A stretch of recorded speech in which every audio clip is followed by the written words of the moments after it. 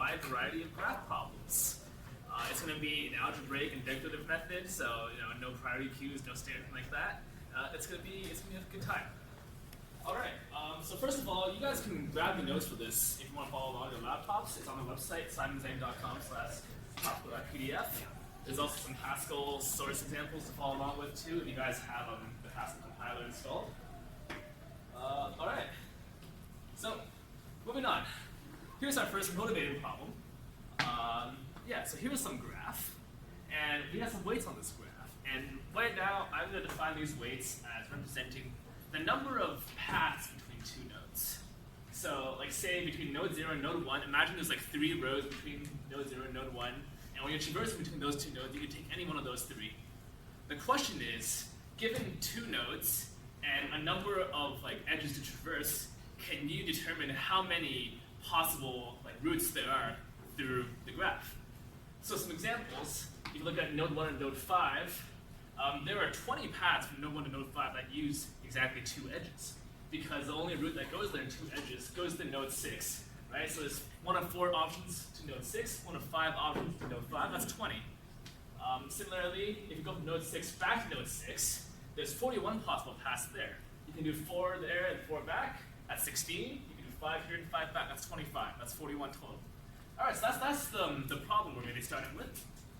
And if you were given this, say, as an interview question or on LeetCode, what's the first thing you'd probably be reaching for?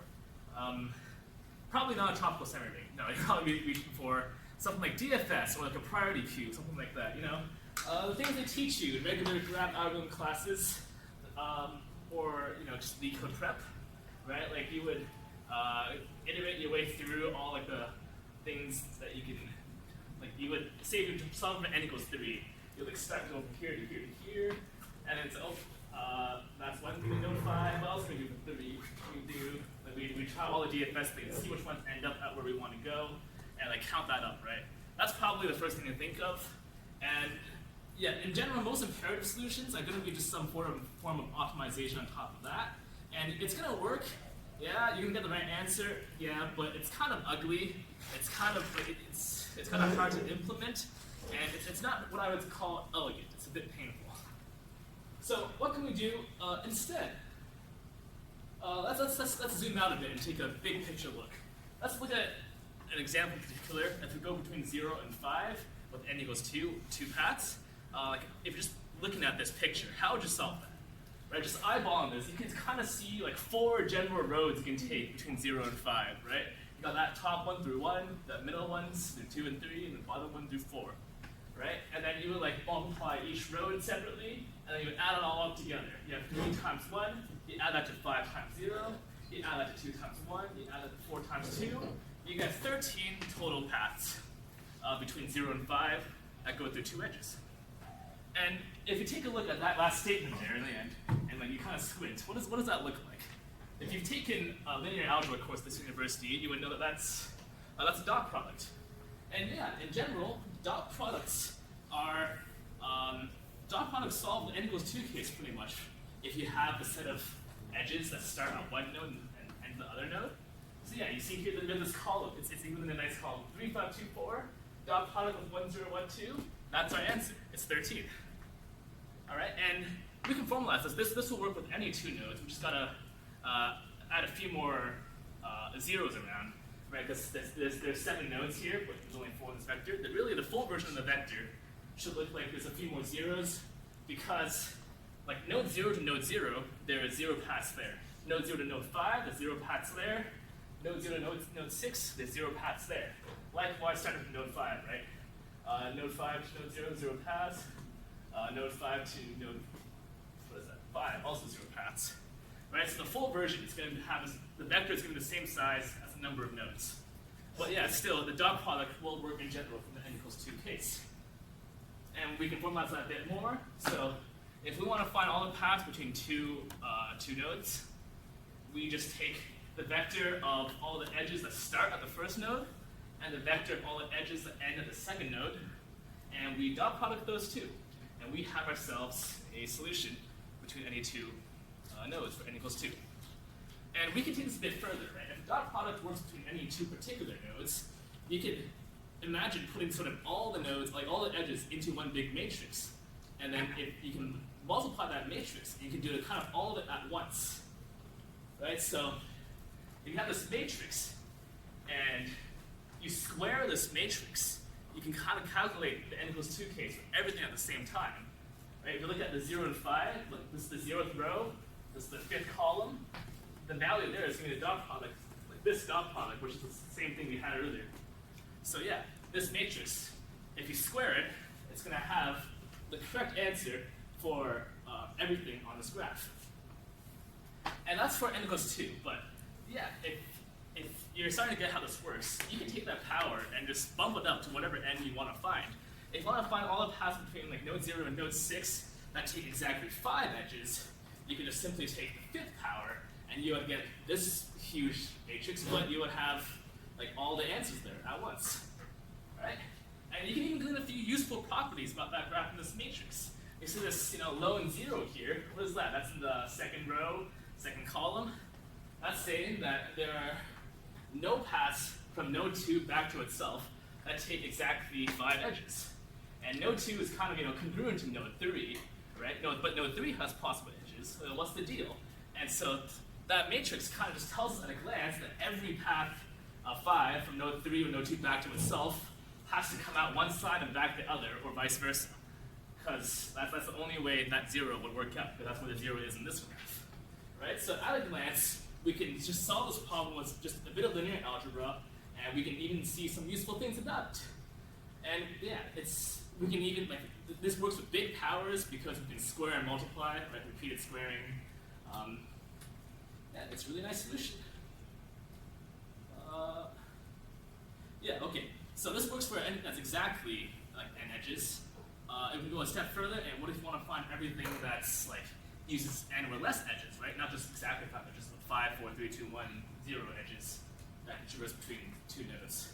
Well, the matrix we started with earlier here, we put zeros down the diagonal just because that's a reasonable thing to do. But one thing you can do to generalize this is you can just put ones down the column instead. And that way you have sort of a no-op, right?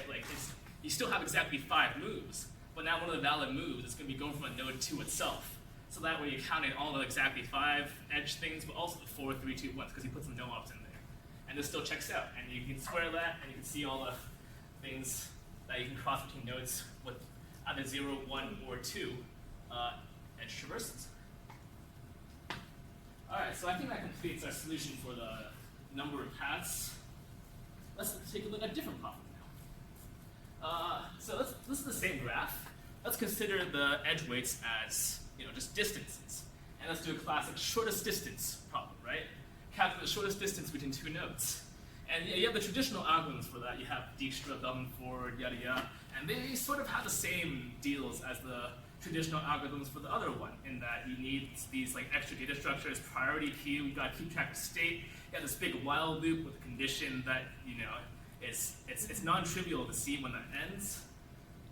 It's not the most elegant. But can we do better than that? I think the answer is yes. And actually, what is a good solution to this? The answer is the exact same solution as the previous problem. Yeah, the exact same solution. We could take the exact same algorithm and apply it here, and it'll work out as well. Now you may be thinking, how does that work, right? Here's the algorithm. We get the JITs matrix. There's some details about how you fill that out, and then you just take some power. And you may be thinking, how does that work? If you just do that again, we're just solving the number of paths problem. And yeah, you'd be correct if you just keep this as is. And so I guess I'm lying a bit in that it's not the exact same algorithm, but this steps as on the board, it's going to be exactly the same. What you can do to solve a different problem instead is you change the algebraic structure that you're operating in. So yeah, in the number of paths problem, we were working with natural numbers, right? All the elements of the matrix were natural numbers. You were doing addition and multiplication the way it normally works for natural numbers. But if you actually look at what happened during the algorithm, what do we actually use? Right? We have additive identity, we have a multiplicative identity, and we just do matrix multiplication. And all that is addition and multiplication. We don't need the full power of naturals with negatives, not negatives, subtraction and divisions and remainders, stuff like that. All we need is addition, multiplication, and their identities. Yeah, and I guess like the laws to make it work out, like associativity. So natural numbers are not the only set that satisfy that. And in general, things that satisfy these sort of properties, we call those semirings. And a semiring is like, it's called semiring because it's less than a ring. A ring has subtraction, but semirings don't. We don't need subtraction here. It's also nice to note that matrices over a semiring also form a semiring, and that will come in handy a bit later. So yeah, that graph algorithm we saw earlier, we can run this with any semiring of our choice, and we can produce a different variety of useful solutions just by substituting the semiring. So yeah, what semiring can we choose to help us solve the shortest path problem? Let's take a look back at what we're doing there again. Right, if you look at that, the shortest path between 0 and 5, we're calculating, like, you know, we're going the top road, the middle road, to the bottom road, and we're taking the minimum of all those, right? We're adding 3 and 1, we're adding 5 and 0, adding 2 and 1, adding 4 and 2. And I take the minimum of all of that, and that gives us the shortest path as 3. At least, if like, you think about things that take 2 edges. Yeah. Now, remember what happened before with the number path problem? What do we do there? That was just a dot product, right? It was like 3 times 1 plus 5 times 0 plus 2 times 1 plus 4 times 2. Hear me out now. What if we take all these timeses and all these pluses and just replace them with what's working for the shortest path problem? Right? You replace multiplication with addition. And then you replace addition with the minimum operator. And then you can convert between these two forms.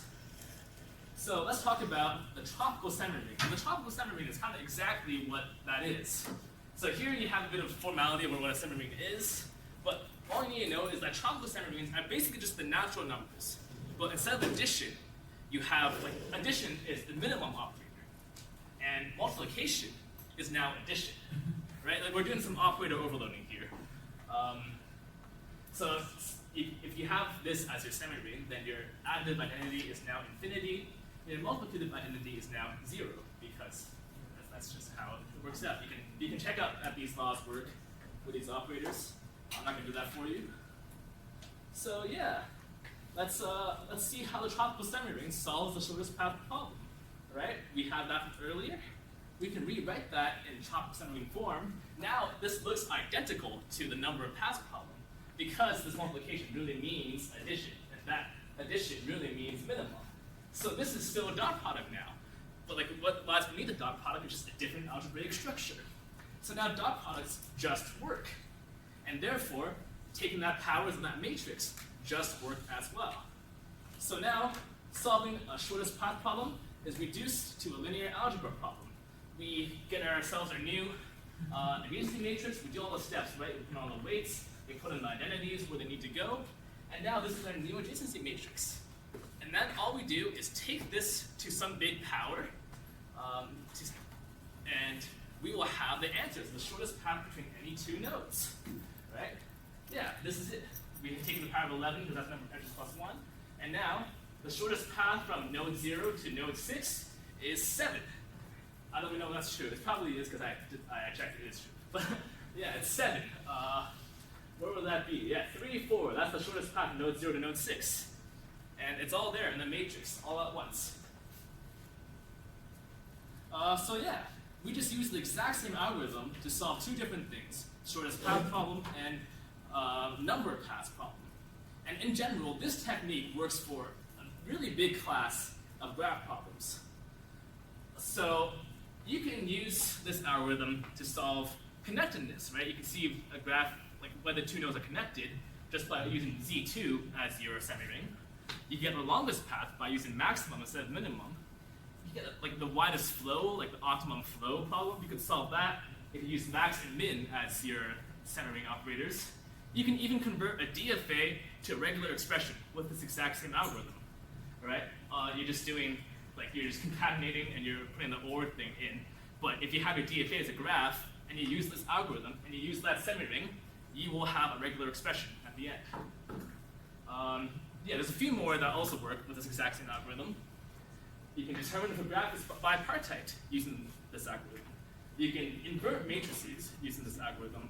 You can solve the knapsack problem using this algorithm. All it takes is the same core, but with a different choice of semiring. So that pretty much concludes my talk. Yeah, this is a nice technique to solve graph problems. Thank you for your time.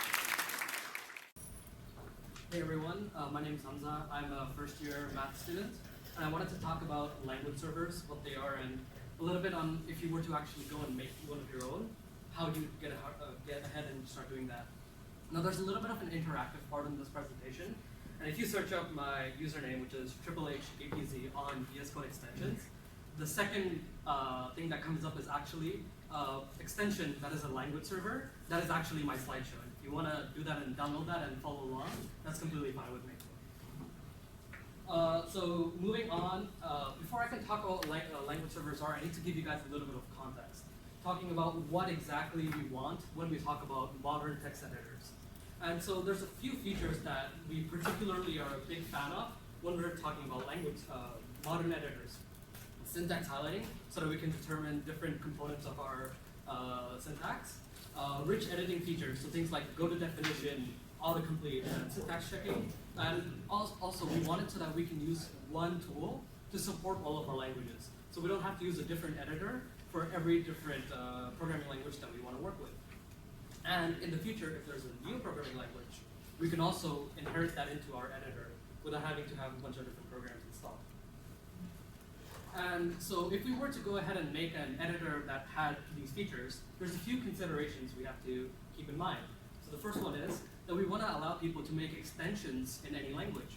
Because if you're trying to make a syntax checker for Java, you want to be able to use libraries that already exist in Java instead of having to recreate that in Node.js, for example, if you're writing a VS Code extension. You also want it so that you can make your extension work with multiple editors, because if you're making a new Java extension, you want to make it so that you can already use what exists beforehand. You don't have to create something like from scratch every single time, because that becomes really difficult for new editors to start competing if they do have a nice revolutionary idea. And the last thing is that when we do have these syntax checking kinds of applications, there can be quite resource intensive, because every time you make an edit, it has to reevaluate your entire program. And so in 2016, Microsoft and Red Hat created this protocol and implementation called language servers, which is baked into almost any modern editor that exists today. And so what language servers introduce is they have like a standardized method of communication between any of your language tooling. So this be like a Go extension or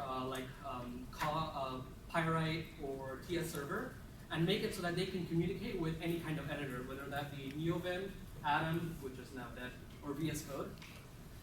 And the great thing is that if you have any language server LSP compatible extension, you can easily extend it so that it can work with any LSP compatible editor. So instead of you having to write like a JS parser for all 3 editors or all n editors, you can just have one program that's for JS that you can then port over to work for any editor that you have. Now, so a couple of features that I want to show you in action would be things like code length. So here, for example, you can see that it says I'm currently on slide 6. Things like displaying errors, warnings, hints, information, and also things like go to definition. So if I use my go to definition keybind on that line, it takes me to the go to references line, and if I do the same on that line, it takes me back to the go to definition line. The other things would be things like if you hover over particular text to give you a little bit more context. And there's also a few other things like if you actually click on these code lengths. So my current presentation is actually a language server under the hood, and all of the content is updated and modified on the fly as I go through the different slides. So if I do actually go ahead and click, go to the next slide, it modifies the content, and on the right-hand side, it's just markdown preview. So I'm going to talk a little bit about what the language server protocol specifically is and what its specification is. And so here's a little bit of an example of flow that happens between your development tool, which would be in this example VS Code, and the language server. And so the first thing is you have to keep in mind is that we can't just run off whatever's on the file system, because that requires you to continuously have to save every single file. So we have to have some files that are in memory. But also, we can't have everything be in memory, because if you import from the standard library, you don't want to have the entire standard library continuously stay. You want to be able to just read it off disk. So when a user actually opens up a file, so for example, here I have this file called alt-tab-presentation.md open. In that situation, because I'm now controlling that document, it's actually now kept in memory. And every time I make an edit, even if I don't save the file, those edits are actually sent over to the language server, so it can keep track of all of the open files. And so when you make the edits, that gets transported over. And so you only have to worry about the particular files that you have open, and everything else you can easily read off disk to help improve performance. After that, when the user makes more of an interactive kind of operation, like for example, go to definition, there's a few parameters that are sent over. So the first one is the current path or the URI of the file that's open, as well as the position of the cursor. And then the language server is able to use that information to determine, okay, so the user is like hovering over like console, that I want to go over to the standard library implementation of the console data type in like the Node.js in Node.js. And then it responds back with that information, and then it's only the editor's responsibility to open up that file and take your cursor to that particular position. After that, when you close a document, the language server no longer needs to care about keeping it and all of its changes in memory, so it can now assume that whatever is on disk is whatever the latest version is. And that makes it so you don't have to worry about every single file, and even when you close it, it helps reduce memory usage because, as I mentioned, language servers can be pretty resource intensive. So here's an example of a request that's sent from the editor to your language server. And so here, for example, we can see that we have the file open use.cpp, and we're on line 3, character 12. That's actually line 4, character 13, because it's 0 indexed, which always makes things a lot easier. So based on that, then the language server can run code analysis and figure out, okay, they want to go to provide.cpp on line 0 from character 4 all the way to character 11. And the reason why it's arranged from a beginning to an end position is because if it's taking you to an identifier, generally it's like a word, and it takes you from the beginning of the word to the end of the word. Now, if you have a project that uses multiple languages, so for example, a web application with like HTML, CSS, and JavaScript, you're probably running 3 language servers under the hood for each of the respective languages. And what this means is that each language server only has to worry about one particular thing, and you don't have to worry about all of the different combinations of different languages, and makes it so that you can have syntax highlighting for each language handled by their respective language server. And yeah, so most editors will just run and start them up under the hood as required. Now, I'm going to talk about the LSP architecture and how you would go about and implement some of the more common features of language servers, and talk about a lot of common caveats that I faced when I was creating one for work. So the first one, and this one's actually pretty easy, is how you get auto-formatting. Now, the one thing to consider about auto-formatting is there are some situations where you don't want to run it, and that's when the current content of the file is not syntactically valid, because then the formatting would be ambiguous. And so in those situations, instead of actually changing the contents of the file by formatting it, what you want to do is you want to show the diagnostic errors. And so in that situation, if you were to actually go ahead and implement it, what you could do is you could have it that every time that the user saves the file, make sure that the code is syntactically valid. Now, it doesn't have to compile. So for example, if you reference an identifier that is invalid, you still want to compile the code. So you only run up to a certain extent. Then you can pass it to whatever formatter already exists for the language, or make your own. And then whatever you get back, you can then use that and send it back to the editor using the LSP protocol, and that will then format it. I'm actually using a similar idea for how I'm changing back and forth between slides. The next thing that you want to try is take into consideration diagnostic errors. And this is actually quite complex, especially if you're trying to hook into what already exists for a programming language. So here, of course, you first lex and parse the code. I'm not going to go too much into detail there. And then what you do is you run the type checking. Now, the important thing about running type checking is that you want to make sure that you don't overdo it, because code can, you can have edits to the document happen every like few seconds, up to like multiple times a second. And if you're type checking the code every single time, you're going to run out of memory and CPU power, and it's not going to be a fun experience. So there's always a little bit of juggle of making sure that you edit the code often enough, so that the user is able to actually see what the latest errors are, but not so often that you're going to kill their system. And so here you can see an example of a diagnostic error, where again on line 4 from character 0 to character 4 to 11, there's like an unknown identifier I from like the CLang language server. The next interesting part of the language servers that you have is interactivity. So things like go to definition, go to references. If you hover over a particular word to like see its documentation in line, and for things go to definition. So those are quite tough because the first part of that is understanding where the cursor is, and based on that, where to actually take the user to their documentation. So if I had my cursor in the middle of print line on system.out, that one's pretty easy because we can just go to the definition of that particular method. But what do you do if the cursor's on the middle of out? You first have to resolve that from the structure of the abstract syntax tree, you have to specifically note that they're on out, and that's not as easy as figuring out that they're on system.out.println, because that's represented as a single statement. And then, more importantly, you also have to take into context of system.out instead of just out, because that can also be ambiguous. So there's a little bit of trickiness that comes even for something relatively basic. Next, we move on to tolerance. So the one thing that we have to keep in mind when we're talking about a language server is we're more often going to be working with code that is syntactically wrong than that is code that is syntactically correct, because you're in the middle of writing it. And so if I'm in the middle of an expression for an if statement, even if I don't have the close bracket yet, I still want to be useful. And so you have to have a little bit of tolerance and know that, hey, even if I don't have the closing bracket, I assume that's what they want, and you continue trying to be useful.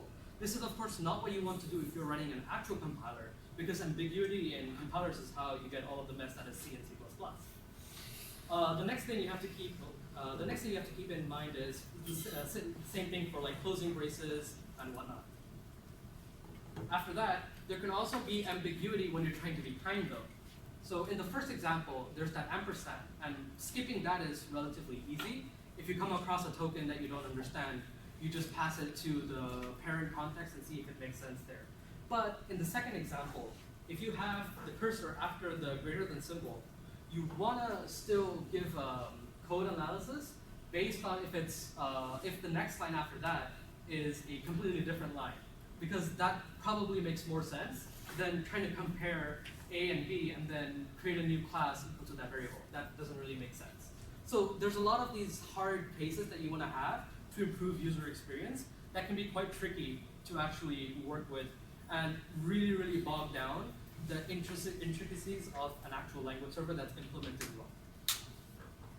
Finally, one of the more difficult parts is autocomplete. If I'm doing an autocomplete for a printf function, the first argument is actually pretty easy because I know it has to be a string type.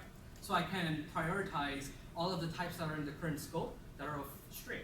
However, if you're working in Java, every single type has a toString method. So you still want to show every other type as well. And playing that balance of, do I want to only show the relevant types versus showing everything else because it might potentially have a method can be tough, but it's something that you have to tune and see what works best with your language server. Similarly here, in an if statement, you don't want to just autocomplete for bools because you also have to take into consideration doing equality comparisons and any other kind of comparison on a method that can return a bool. So the one unfortunate thing about language servers is that it's quite hard to get started. A lot of this information, so language servers initially were introduced in 2016 by VS Code. And since then, because of that, there isn't a lot of academic research that exists. So it's a little bit difficult if you want to actually dive in and get started with making your own. What I do suggest is the LSP overview page that exists, where it goes over introducing how the language server works and a lot of what I went over. And VS Code has a really nice in-depth extension guide that actually goes in writing the code that goes into writing the language server itself, that I highly suggest checking out if you are interested in diving into language servers. The other big issue is that you might know that there's a bunch of big language servers that already exist. So for example, Rust Analyzer, Go Please, Coq, TS Server, or just TS Server, COC is the one for COC, etc. And the issue with those is that those are really, really complicated, and basically as if trying to understand how a programming language works by reading a compiler itself, because they have a lot of the similar functionality. So it's hard if you do want to get started, but the great thing is that you can build up incrementally. So you can support one feature and then move forward. So you can start with syntax holiday, auto formatting, and then move forward feature by feature by feature. And finally, in the future, I might be tempted to do an actual talk about making my own language server, especially how the one for the slideshow is done itself. And I think there's a lot that goes into that that can be pretty interesting. So if you're interested, do check out for that. And finally, yeah, thank you for listening. And yeah. Welcome to my all-time talk. I'll be talking about Dotfiles, and this is how you can speed up your shell experience and make it look nice as well. So, first question, what are Dotfiles? Dotfiles are files starting with a dot. Very simple. So files starting with a dot are usually hidden in Unix-like OSs, and it's throughout history there's been a convention that Dotfiles in the home directory are used as per-user configuration files. So whenever you have programs like Bash or Vim or something like that, you would put them in your home directory. And these are not really portable, but they should be.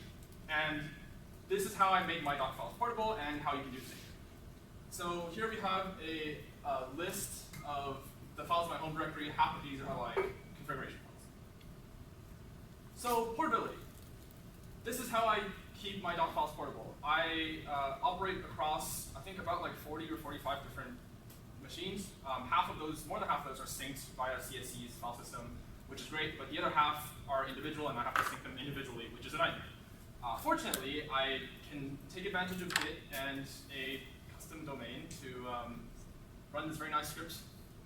So Raymond.ml would basically give you the script, you pipe it into Bash, and that runs the script. So the important part of the script is it first checks for existence of Git. You'd be surprised how many new machines don't have Git installed. And then clone the repo, cd into it, and run install.sh. So you might ask, what is install.sh? Well, that is the smart install script. Part one of the smart install script, starting from line 2 after the inclusion of the shebang, is to back up the to choose a backup directory and then back up the file. So we back up any existing .files that the user might have, files like bash functions, bash rc, selected editor, bash aliases, etc., and vimrc into the backup directory, which is very smartly chosen, which should really be rewritten. And then once everything is backed up, we move the files into the backup directory. And then part 2 of the smart install is we copy over the new .file. So to copy over the .files, we basically use hard links. So we can cp-al basically copies over recursively and adds hard links to the files from the Git repo. And there are some distro-specific aliases that we need to detect the distro for. So for Arch, we can check for the file etc arch release. For Android, we can check for the command termux setup storage. This is assuming that you use termux for Android. For Mac OS, we have OS type is Darwin. And for the graphical aliases, we have xcg session type is excellent. And then at the end, we have a very nice message, installation done. So here's a screenshot of the repo taken yesterday, because that's when I started writing this talk. And this is the basic layout of this repo. Now, you can go to GitHub and Raymond101/dotfiles to look at the code yourself, but you'll notice that there's 2 folders, aliases and scripts, and then everything else is in the root directory. So script placement. We see a bunch of scripts right here in the root directory. Where do we put them? So .bashrc and .vimrc need to be placed directly in the home directory because they're configuration files and they're .files.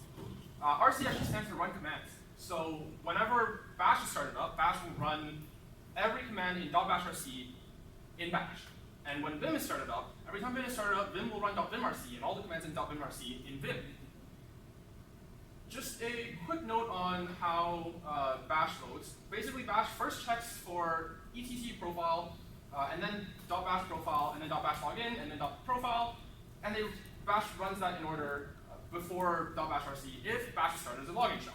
If bash is started as a non-login shell, i.e. if you just open up a terminal and you run bash, then bash just runs .bashrc. This is a screenshot of NeoVim and my Vim config. This all comes from vimrc.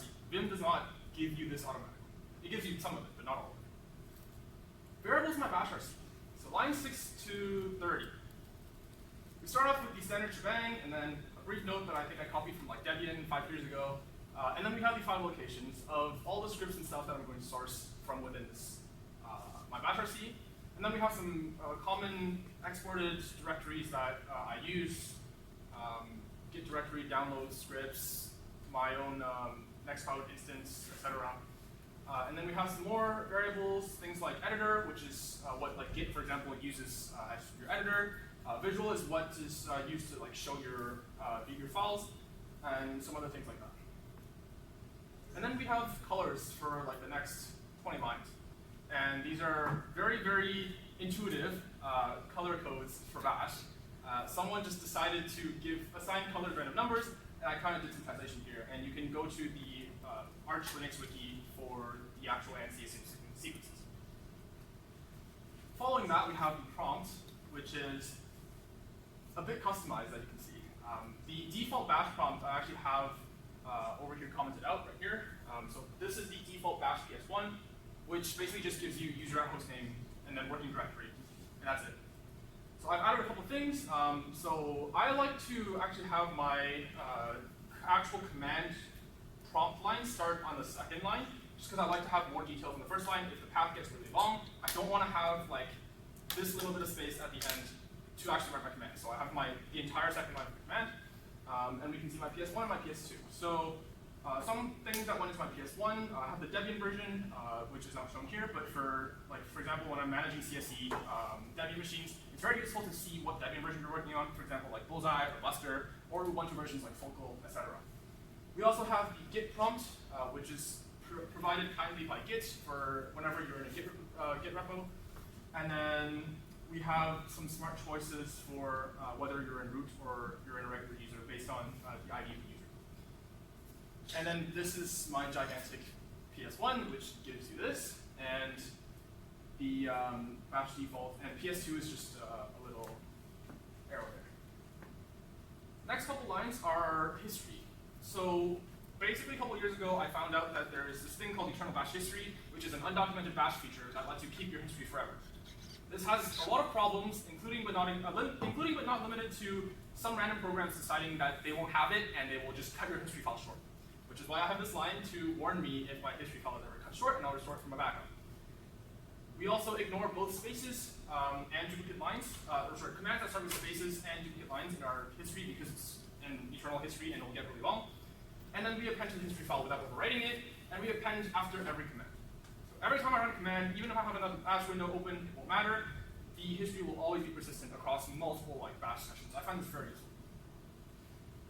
And then we have interactivity for the next part. So right now, we can immediately kill off our session of loading the bashrc if we're not running interactively, and that's just a little snippet that you can use. Piglet, which I forgot to put a demo of, basically writes in very nice ASCII art your hostname and whatever text you pass it. And then we make sure to check for the window size, and then some more shopsy options. Shopsy options are actually very, very useful. Feel free to look up the man page for that. And then we have less type, which allows you to actually view binary files in the proper way. So here we have less type run with : which basically says don't use less type for less. And then here we have less for the same file with less type. As you can see, this is not readable, this is readable. The next few lines are modern replacements for commonly used commands. So ls, like show of hands, who's used ls before? Right, okay.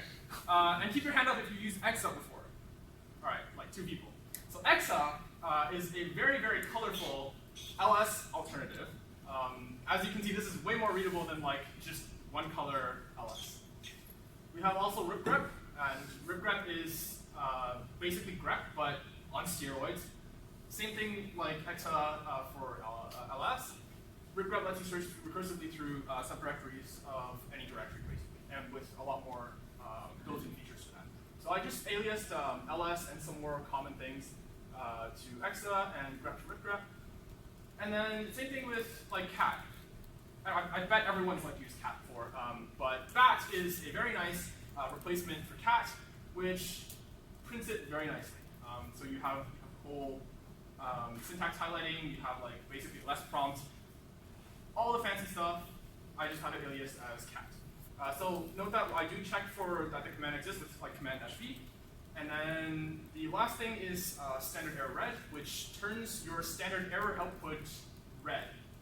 As you can see, after sourcing this file, you can run a random command and the bash will tell you command not found in red so that you know it's from standard error. This is very useful when you're running scripts that will give you output in standard output and output on standard error, and sometimes you might be showing both on the same like prompt, and then you'll get confused as to what's standard error and what's standard output.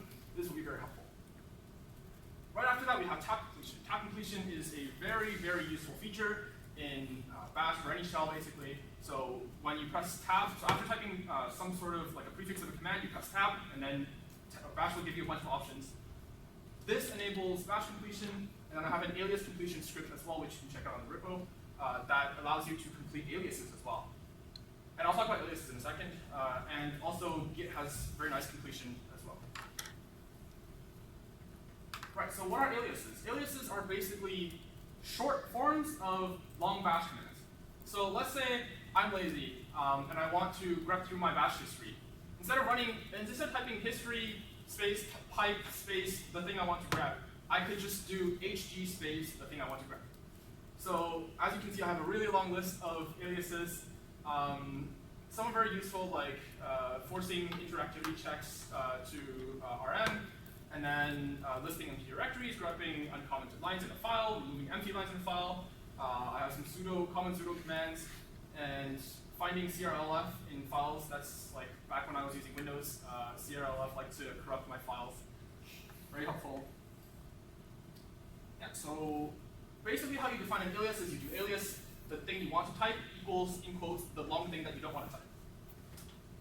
So what happens if you want more complicated aliases and you want the argument that you're passing to an alias, for example, at the end, what if you want it in the middle somewhere, or you want to use it multiple times? Well, time to use functions. As you can see, I have a couple functions here to fix SSH key error things in your known host, to rename a branch in Git, to put things into Dolphin's trash and format it nicely so that Dolphin can use it, rotate PDFs, confirm bash scripts, and cd and ls into one command. What if functions are still not enough? I have 116 aliases, by the way, and they're all in the Git repo. Feel free to check it out. But what if aliases and functions are both still not enough? Scripts. I have a lot of scripts as well. Feel free to check them out. I will not go into detail on scripts. Bash scripting is a whole nother chapter/talk. Side note, make sure you run shell check on all of your scripts. And also shell check actually works on your functions and your aliases and stuff like that as well. So you'll notice I have shell check directives inserted into the middle of my tab completion, my bash.c, stuff like that. So make sure you run shell check. And shell check is static code analysis for shell scripts. So basically, the possibilities are limitless. Your shell experience could be so much better. So feel free to go out into the world and try your own bash aliases and bash functions and bash scripts and make your shell experience so much more productive. Thank you.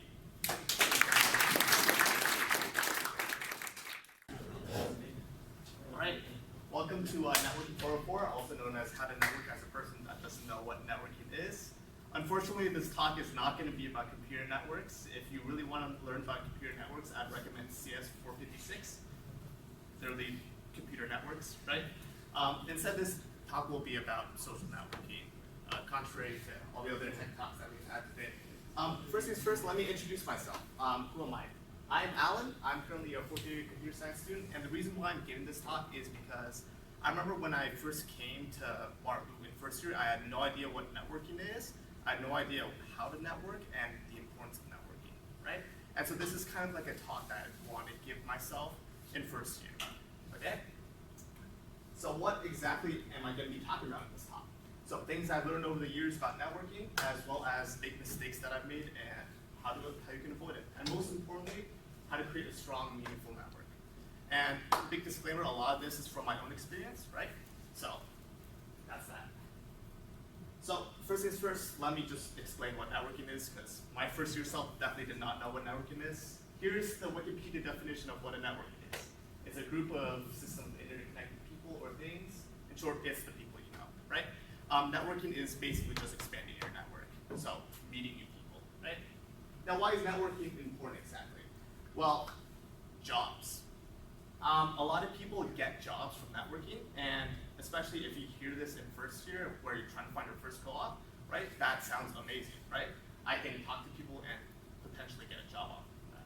And as you can see from all these statistics that I just pulled off the internet, it's a big deal.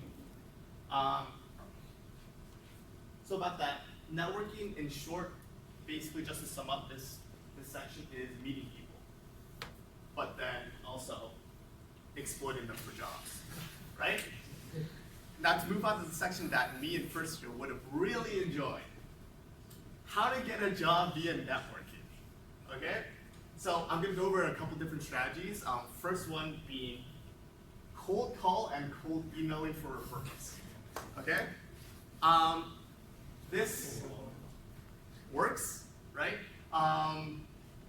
Only some of the time. The main reason being is this is a somewhat shallow way of trying to network with people, right? Because you're only reaching out to them for a potential job opportunity, to exploit them for jobs, right? And companies have also catched on to this type of referral, so that there's a section in referrals where you can state how much you know the actual person, right? From scale of 1 to 10 to 0 being, I actually don't even know this person, right? And it's not likely to provide you with any strong connection or any lasting connection, because as soon as you get that job offer, why do I have to speak to you, right? So on to the next way that I like to get jobs via networking, and my favorite one, how you should be getting a job via networking is give up. Thanks for coming to my talk. No, I'm just kidding. What I mean by give up is instead of focusing on the job itself, and instead of focusing on getting a job offer directly, you should focus on the people you're talking to. Networking is a very people-centric thing. You want to stand out and be memorable. There are probably hundreds of people and the people you want to talk to get jobs from, asking them for job referrals, job offers, and stuff like that. You want to be the person that's memorable to them. So you want to form an actual personal connection. If there's one thing I want you to take away from this talk, out of everything else, if you can forget everything else, the main point that I want to make is networking should not be centered around getting a job. Instead, it's a very people-centric skill based around building and maintaining relationships with people, right? If you chase after just simply asking people for job offers, right? Most likely it's going to be a very shallow connection. So that brings me to the next point, which is try to develop a more genuine connection with the people you're trying to network with. Instead of asking them mostly for like, hey, I have these skills and qualifications, do you think I'll make so-and-so job, right? Try to ask them what they're passionate about in their life. Try to ask them how they got into the line of work and why they did, right? That people generally really like talking about themselves, and in doing so, the more you talk with them, the more memorable you are to them as well. And in the right situation, hobbies is another way that you can connect with other people. I've had numerous friends that have connected with people that gotten them referrals into, like, let's say Google or Fang jobs through, funnily enough, hobbies and video games, right? So that's another way. And when you're developing a genuine connection, you don't want to keep just asking them questions. You also want to tell them about yourself, because how else are you supposed to remember them? And that brings me to the next point, which is personal branding, right? You hear this a lot typically in networking talks, right? I just want to summarize it and simplify it. Personal branding basically is showing who you are to other people, right? It's less about molding your personality into somebody that you're not in the hopes of getting the potential job offer and being appealing to other people. It's more about picking out portions of your personality that you think would be presentable to a lot of employers and stuff like that, right? So my strategy for networking via jobs, and this is the strategy that I use, well, kind of to get job referrals, which is become well connected with a few well-connected people. What does that mean?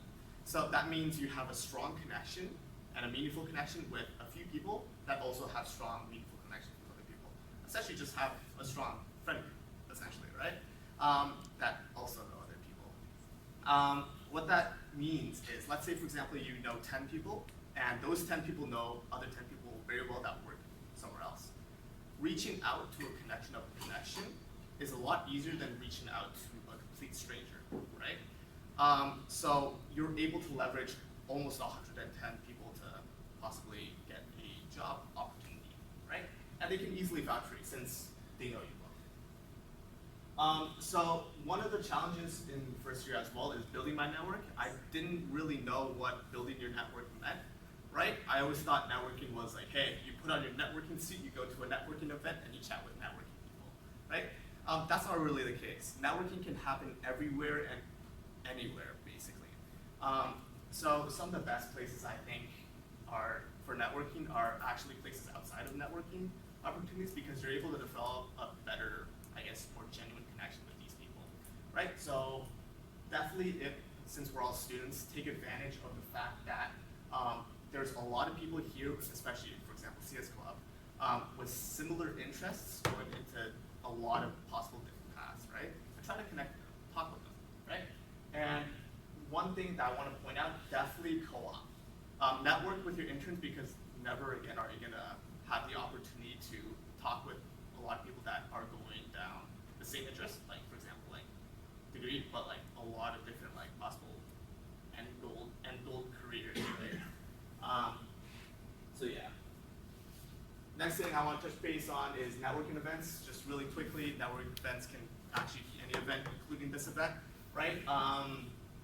My kind of strategies for this is walk around, listen to any conversations you find interesting. Typically, if you find a conversation interesting, you can talk a bit more, develop a better bond with people.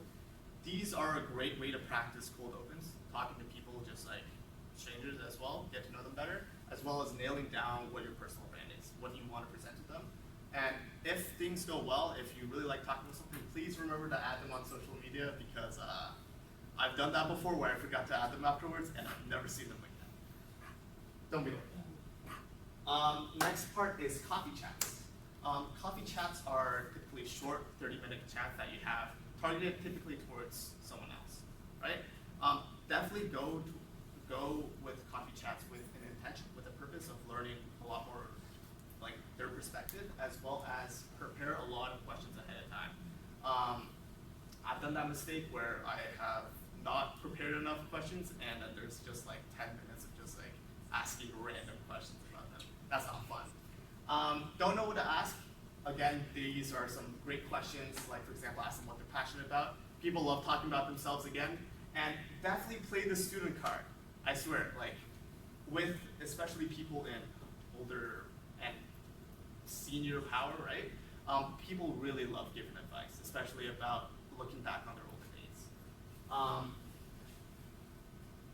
Next part is LinkedIn. Now LinkedIn has become almost synonymous with networking. It's become the main dominant social media platform for networking, right? And networking also has this kind of like a bad name associated to it, where you're trying to exploit them for jobs, essentially, right? So this is how I like to use LinkedIn. I like to use LinkedIn for cold opens to set up coffee chats. Now, what that does is that moves you away from the actual like stigma of trying to exploit them for jobs and get to know them like a lot better as the person you are and as the person they are, right? And one other thing I put up that I add on to LinkedIn is definitely exploit the connections of connections to go viral. They have this cool feature where if you like a post, it'll be broadcast to all of your connections, and if they like it, it'll be broadcast to everyone else's connections. Kind of how LinkedIn works. And last but not least, if you're like me in first year, don't have the social skills, right? Kind of me right now as well, but my advice for you would be get good. No, seriously, social skills are just like any other skill. You need to practice them to get better, right? And the hard part is like, in order to get better, you have to talk to people as well, especially if you don't have the social skills. It's kind of hard to do that. But trust me, like, even if you screw up, like, worst case scenario, you leave and you'll never see them again. So, great. That's the end of my talk. Thank you guys all for listening, and I hope you guys got something from this. I like your sweater. Thank you. I'll be talking today about just-in-time compilers. I've been recently writing a PlayStation 1 emulator, and that's using a just-in-time compiler. So I'll talk about kind of the theory that I've learned going into it from an emulator perspective. Some of these concepts will be applicable to languages as well, so I'll comment on those as I see it, but otherwise it's from an emulation perspective. So to start off, what problem are we trying to solve here? Well, we have some kind of bytecode or machine code, some program, we want to execute it, but it's not the same architecture as our host computer. So we need some way to convert that bytecode into the host computer's machine code so that we can finally run the program.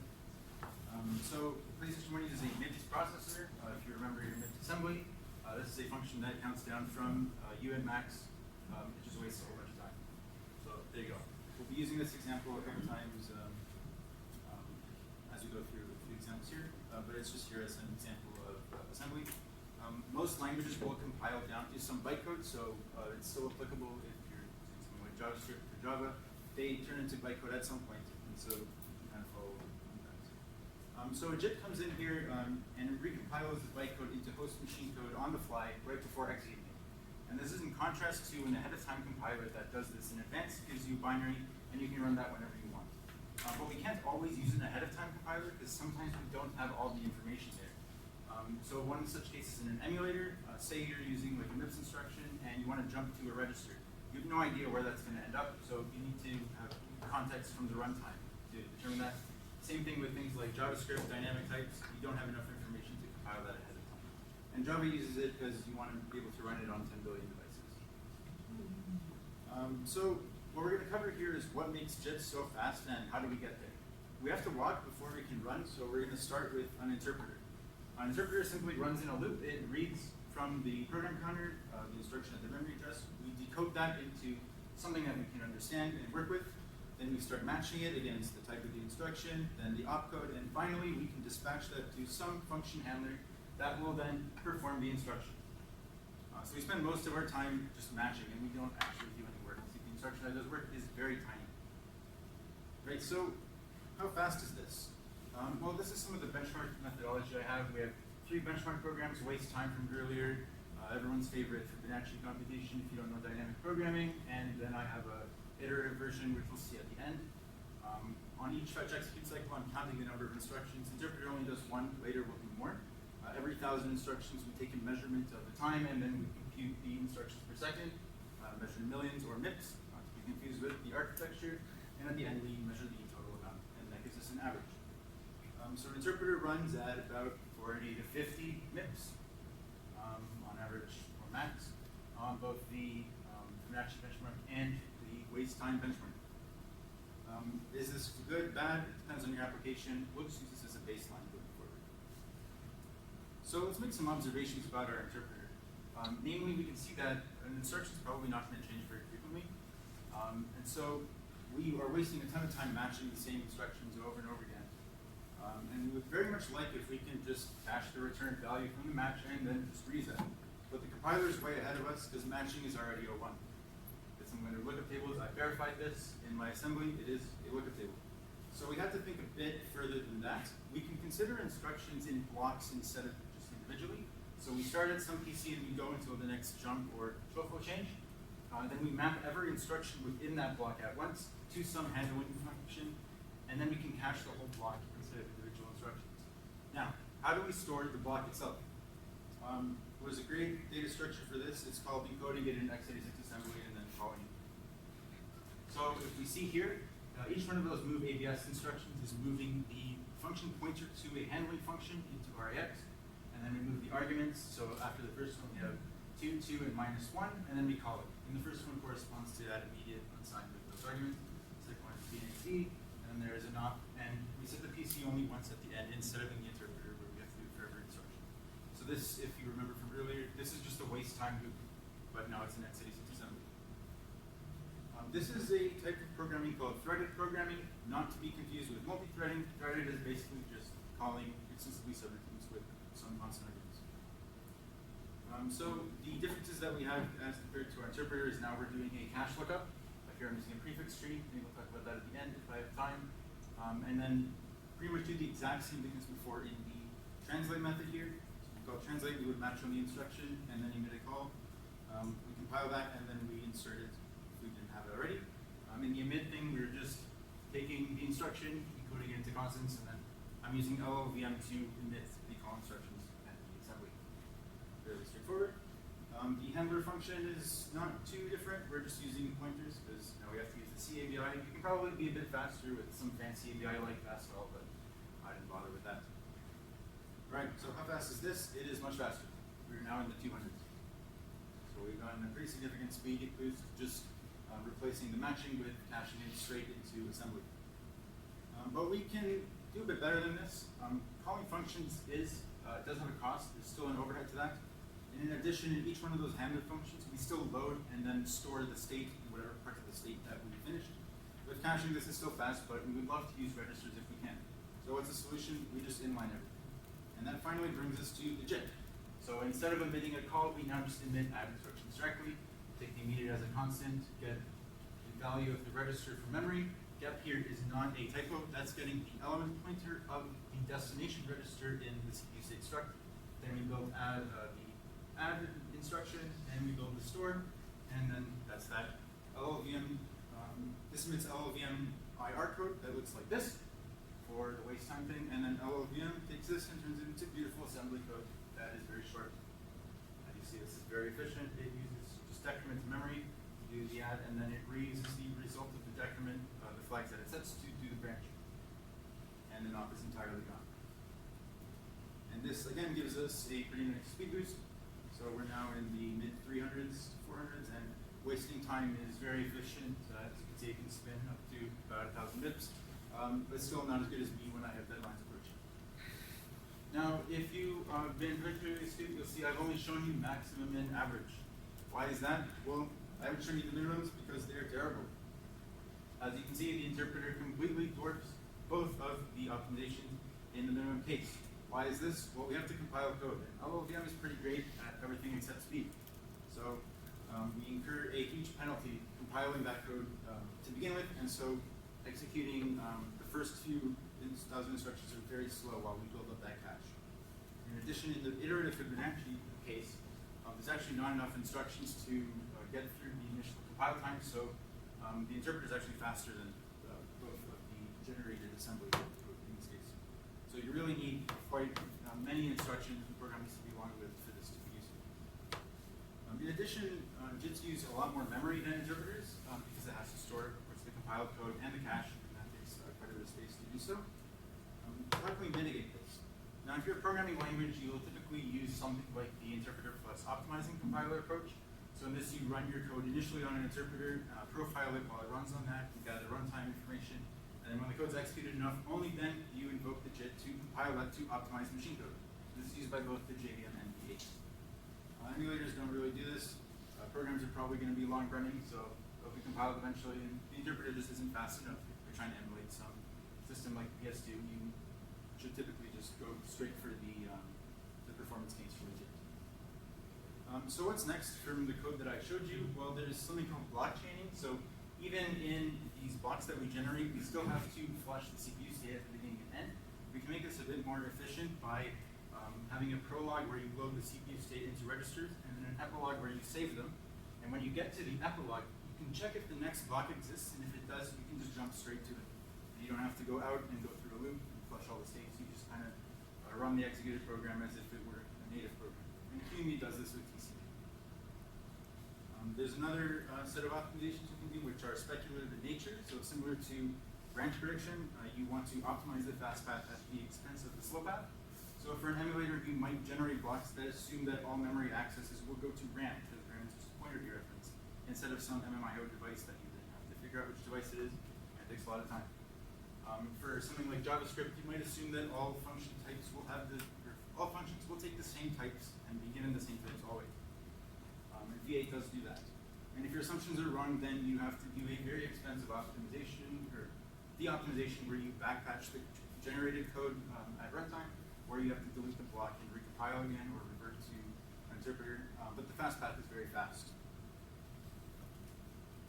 So I have a bit more time, so I'll talk about why I'm using a prefix tree as the cache type. It may not be intuitive.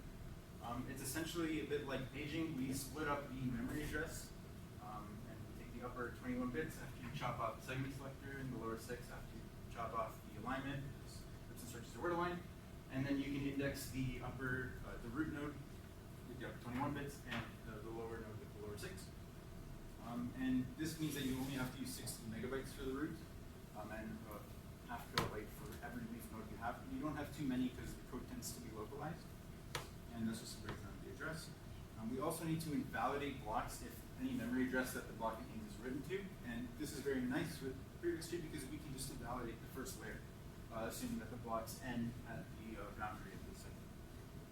So if we didn't have this constraint, then maybe we have a bit more freedom in what we can choose. So you might think, okay, maybe we can just use an array. But an array quickly balloons in size as you have massive addresses. You have to store a pointer, which is 8 bytes, so your array is 1 gigabyte, and now you're competing with electron apps and memory usage. And you might also want to use some kind of map, like a hash map, everyone's favorite data structure, or some kind of tree map. Anyone a hash map fan? Any fans of hash maps? They're actually terrible. So it's the slowest because hashing is a pretty slow operation and you use them so frequently. The prefix tree wins out here, so I've removed the invalidation code, so this is running a lot faster than the normal benchmarks. The interesting result here is that B-tree math is pretty fast, and I suspect this is because there aren't too many nodes, so B-tree isn't deep enough for you to really feel that log n. But if you did have many nodes, then the prefix tree will win out because it's just O1. That concludes my presentation. Doing something about some time accomplished.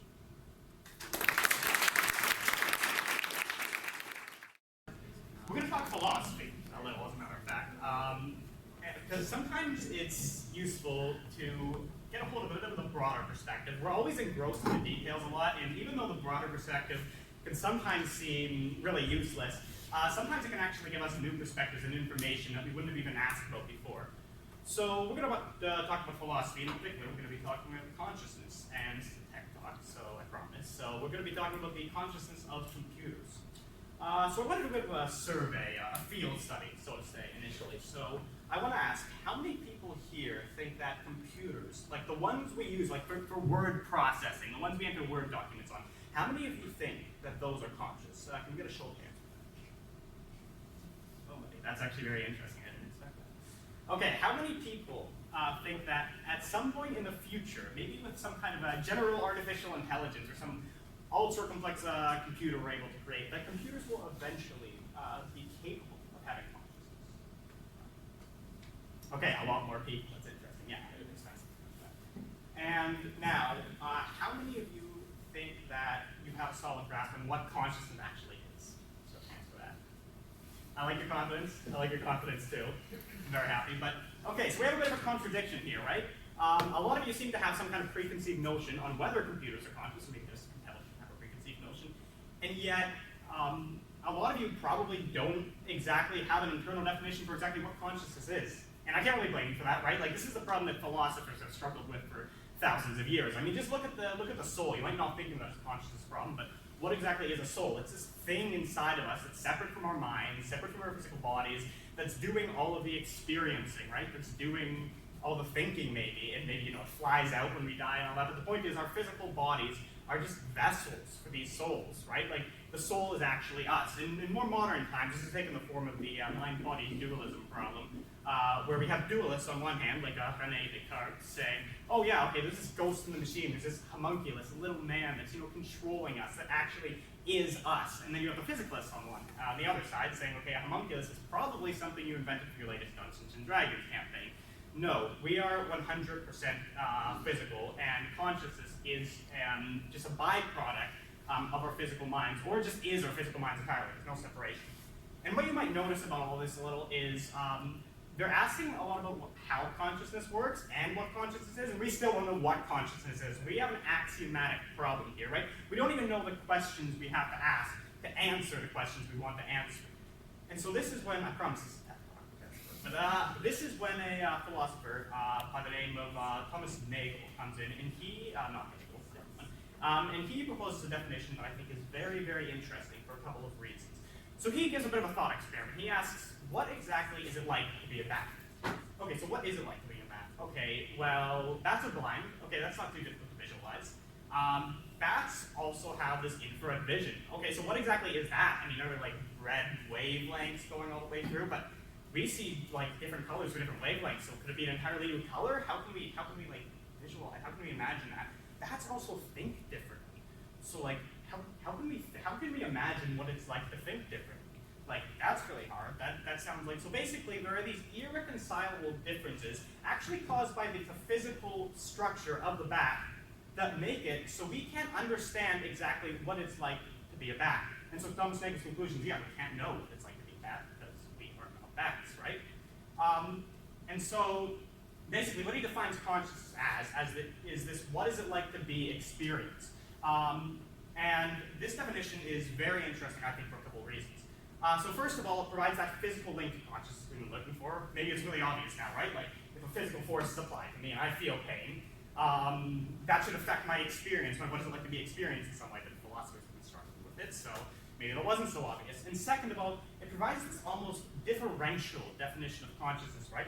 Your consciousness is different from my consciousness fundamentally because even though we're in about the same physical environment, there are these irreconcilable, again, physical differences between you and me. Maybe your eyesight's different, it's probably better than mine. Your mind is different, again, probably better than mine. And that makes it so you have a different consciousness. Our two consciousnesses are unique because you have those physical differences that I don't have. And so even if you cloned yourself, there would still be these fundamental physical differences that would separate your two consciousnesses. All consciousnesses must be unique by this definition, right? And so from here we can derive another interesting thought experiment. So the question is, how do I know any of you are conscious, right? I know I'm conscious, right? René Descartes, our best friend again, I think therefore I am. I know I'm probably conscious, but how do I know you're not just all acting conscious? He saw me tobacco, right? Thanks for solving that today. Now, here's the thing. So by our earlier definition of consciousness, we showed that there was probably some kind of physical link between the consciousness, what it's like to be experienced, and there's a physical component to consciousness, effectively. And so the question is, if I'm conscious, and we're not living in like a simulation, which like everything's out the window, right? But if I'm conscious, and I'm like 99% biologically and physically similar to you, then why wouldn't you be conscious, right? Like, okay, you're a little different, but why would those differences make you not conscious of me, right? That would be really unintuitive and kind of strange. Now, what about like an animal? Is an animal conscious? Okay, well, think about what an animal is. An animal is like a modified human, right? Like, what is a dog? Okay, its smell is a little different. Its brain is a little worse, for better or worse. But in the end, it has a lot of aspects that we would correlate with our own consciousness: eyesight, smell, thinking. So why shouldn't it be conscious, right? It's very similar to humans in a lot of ways. Okay, what about like insects, for instance? Are insects conscious? Okay, well, a lot simpler, but like, okay, they still have brains, eyes, nose, smells, everything, right? They're still intellectual beings. They respond to physical stimuli. Why shouldn't they be conscious? And where should we draw the line is the question. What about like nematodes, tardigrades? Like all of these things have a lot of things we would associate with consciousness in humans. But what about like a single cell? And this is where I think a lot of you would probably draw the line. Like, okay, a cell is too simple, right? How could a cell be conscious? And you think about what we are. We are the emergence of millions, billions, trillions of these cells. And what are cells? They are also the emergence of millions and billions of component parts. The mitochondria, the ribosomes, RNA factories, the nucleus, which holds like hundreds of hard drives worth of data. I'm not sure if it's still true, but a lot of data nevertheless. And they are intellectual too, right? They respond. They have response to physical stimuli. They decide how much water they need to take in, right? They decide what to do if there's a bacterial invader. And so why shouldn't a single cell, if it's an intellectual being responding to physical stimuli, shouldn't it have some form of consciousness? I'm not saying it has human consciousness, right? Like, I'm not saying those two are the same thing. But why shouldn't it have some kind of consciousness? Can we draw the line anywhere is the question. And that's where something called integrated information theory comes in, and what they say is like, you know what, no, we don't draw the line anywhere. In fact, screw it, you know, a bunch of electrons orbiting around the nucleus, conscious, because why not? And let's define this value called phi that like talks, that like shows how conscious something is, and like phi value is really high, and like, I don't know. That sounds like a nightmare to define, so we're not gonna go into that. But the point is, I hope I've made it a lot more convincing that like any system at all could have some form of consciousness. So let's take this proposition to be true. I mean, we could have done that the whole time, but now hopefully it seems a lot more realistic and not like a balloon thing. And see what kind of results we can get from it. So is a rock conscious? Okay, well, I guess by definition, yes, but what's that consciousness looking like? Well, a rock is like a really, really chaotic system. If we kick a rock, there's no like coordinated physical, like there's a coordinated response that that rock is giving. It just like gets knocked back. All a rock is really like a bunch of molecules smashed together. Its consciousness is going to be really, really boring.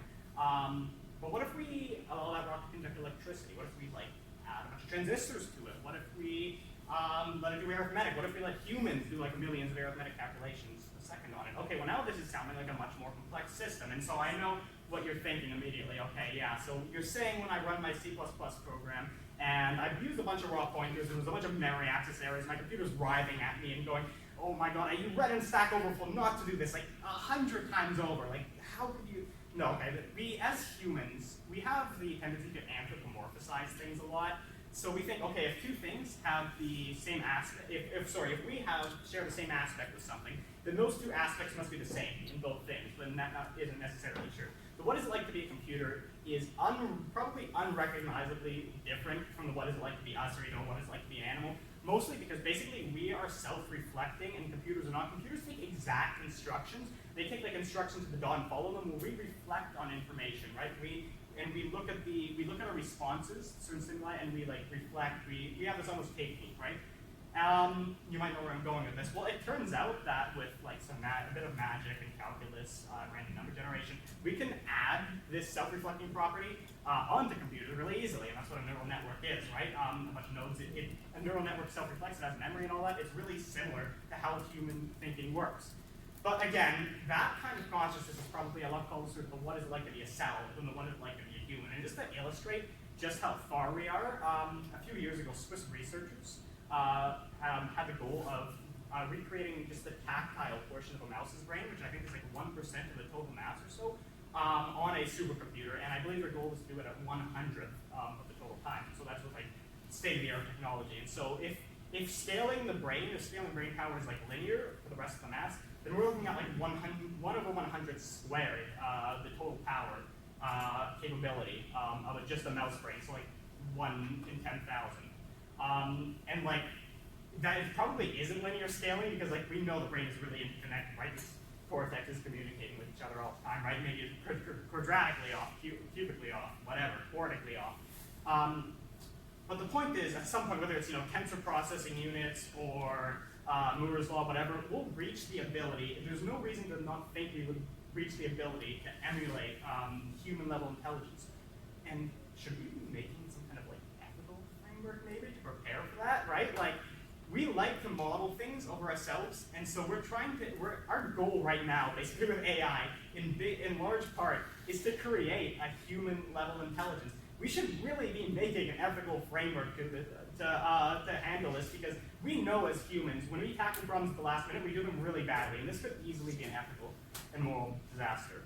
But regardless of what you thought about that, maybe you think that's all garbage, I hope at the very least that gave you a bit of a broader perspective on really what we're doing as software engineers a lot of times. Software engineering is a lot like an art, right? A lot of people think it's like a blue-collar, white-collar job.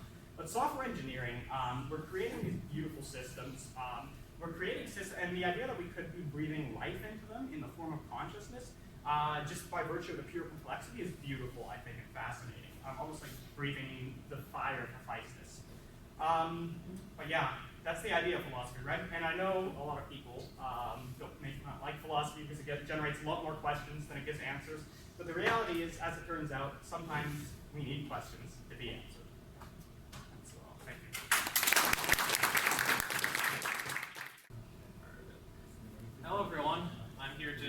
talk that's in principle about calculators, and in practice a Trojan horse for C++. All right, what are the prerequisites here? I like it if you've done CS246. If not, 136 is sufficient. I just want you to know what a struct is. Some of us, I see some kind of shaking heads in the audience. That's fine, just play along with it, all right? Forget about C, C++, let's think about nice things. So let's consider an arbitrary calculator factory, so a place that makes calculators, right? So the idea with this premise is we give the factory a set of instructions for what kind of calculator we want, and it'll give us a calculator according to what we told it to do. So for example, here are some instructions that will tell the factory how to make a calculator that can compute n factorial. We have a function called fact, and if it's 0, return 1, otherwise do the usual recursive thing. And there we print it out after gathering some input, right? So in this case, our our factory is going to actually be GCC, the C++ compiler. Our instructions are going to be well-formed C++ code, and the calculator is the program that we get. So we want a program that's good at calculating things, right? So here's kind of the idea. We got our instructions here. It goes to the calculator factory, and we get our nice TI-84 out of it. So I don't really like calculators right now because it's a bad experience, right? So here's the idea, right? We have the user, they turn on the calculator, and the calculator has to be like, oh, give me a number to calculate. User enters 12, okay, it's good. And the calculator has to think for a little bit. It's a bit of a process. Says, okay, 12 factorial, that's 12 times 11 factorial. I have to find that out. 11 factorial, and it keeps doing this and playing this game until we get down to 0. And then finally, after multiplying all that together, it says, okay, the answer is 12 factorial is this big number, right? I had to do a lot of thinking to do that, right? And so here's the idea. We got 12 factorial. So there's a lot of thinking to do this, and it took a long time to compute. There's a lot of instructions I had to go through, and honestly, there are a lot of things that we could be spending our cycles better with. We're probably, there are a lot of things that we don't care with calculator computing. Maybe we only care about 12 factorial and 13 factorial isn't so important, right? So here's the idea. Here's what I'd like. I'd like to turn on my special 12 factorial calculator, and then it tells me 12 factorial is this number, and it looks something like this. And then we can just kind of get rid of the calculator because we have our answer. And it just has that number in it. And this answer was baked in at the factory, and it's the only thing this calculator knows. If you want to get 13 factorial, it's going to do a shit job at it. You should have got the 13 factorial calculator. So that's the idea, right? So we want to trick the factory or the compiler into computing whatever we want and wrapping it up and packaging it into a calculator to give to us. So unrelatedly, let's talk about the C++ templating system. So, templates are a facility in C++ that let us kind of abstract out and parameterize over types and constants in our structs and functions, right? So here's like a kind of easy struct. Let's say we want to talk about a pair, and this is a pair that consists of like a constant integer and a float. And this one gets initialized to 5, right? And that's nice and all, but what if I want to consider a pair that has things other than int and float? I want to make it generic so that I don't have to copy and paste this all the time for every kind of pair I want, otherwise I'll go insane. I can kind of abstract this out using the templating system and say, okay, take this, we'll make it generic. Let's declare it's a template, and we're parameterizing with the type name T, the type name S, and some instance of T called little t, right? And so we can have this be a pair of some const type T, initialized to that instance, and like an SY. And then we can sort of fill in those blanks later with whatever we want, right? So for example, I have that the same thing I did earlier. I can write pair int float 5, and it'll be the same thing as what I wrote earlier. It'll just replace those blanks with the things I give in the parameter list, right? So internally, you can think of it as the compiler, the factory, kind of takes the struct that we gave it, and then copies and pastes it, but fills in those blanks, the T, the S, and so on with the arguments we gave it. So that's kind of the mapping we have, right? And we can also specialize what our templates look like depending on what the arguments are, because sometimes, if we use int, maybe we want some special members to exist, right? So here's the same thing as earlier. We have this generic template, but what if I want to look different if T is an int? Maybe I want to have some new member called, some new member that's a float. So then if I instantiate with int, it's going to choose this one as the most specialized one, right? And so if P does some new members, okay, it's going to pick this one. But if I use any other parameters for T, say float, it's going to pick the least specialized one, which is this one, and doing Q does some new member is going to fail because it doesn't have anything called that, right? So you can kind of specialize it to as much as you want and sort of pattern match in a way. So the way it kind of expands this is, it's going to say we have this code that's valid. It will sort of, take the parameters you gave it and make some uniquely named struct with the blanks filled in, and replace all instances of that original thing with the angle brackets with that unique name, and it just works out, right? So it kind of pre-processes it in a way, and we have some sort of meta instructions that eventually get flattened down into regular instructions. So the image that we were considering earlier wasn't actually complete enough, because we're not handing the factory instructions, we're handing it some meta instructions. And then there's some people at the factory that figure out how to expand those meta instructions into instructions that can be used to make a calculator that computes the damn thing. Which is, to package into a calculator, most of my nerd room. Okay, so back to calculators. I want a calculator that gives me n factorial, where n is some number that I gave to the factory ahead of time. 12, 11, I don't care. I want them to give me the answer. So we're going to mail meta instructions to the factory that will be expanded by some people at the factory to be, instructions that encode how to get 12 factorial. So before we get into the total meat and bones of this, there's one last little C++ feature I got to bring up, which is called constexpr, which is short for constant expression. It's just a thing you can put before like a declarator in C or in C++ that says the thing I'm about to talk about is like really strongly constant, because if you declare something const, then you can sort of initialize it later. It can be a function of the program's input. Constexpr cannot be a function of the program's input. It has to be something that the compiler can resolve at compile time that can be flattened down, or like a literal if you want. So here's our meta instructions. We want to get n factorial, right? Here's the math, and it's pretty easy. So let's declare a struct called fact, and it takes an integer n as the template parameter. Remember, this has to be constexpr, it has to be constant, like a little value at 5, it can't be variable. And then we're going to declare a static member. Remember, static just means it belongs to the class rather than a particular instance. So if I, instead of doing like a dot value, I just do like fact n double colon value to access it for the class wide kind of thing. And so I'm declaring as constexpr to say you can get this at compile time, and I'm initializing into n times fact of n minus 1's value.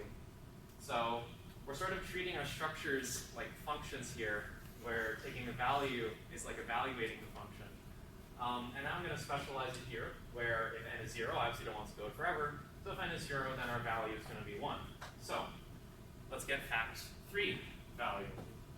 Notice to this whole thing, I'm never instantiating an object of type fact3, because this is just a type, right? And usually you want to instantiate types, because you can get an object. I don't care about objects here, I care about types. So let's see how this expands. So if I write fact3 value, okay, we're going to have to make a unique set of class names here. So we'll get fact3, that's 3 times fact2 value. Let's expand this, and so on. We have unique names, and we're expanding it to get fully resolve the class, right? Let's flatten it down a little bit, because we can calculate all these things. They're constant, okay? Now fact0 is going to be static constant for 1, int value 1, fact1 is 1, fact2 is 2, fact3 is 6. And finally, well, we can access fact3 values and value independent of all these, and we can sort of just insert it directly. So actually, our code can just get flattened down to this.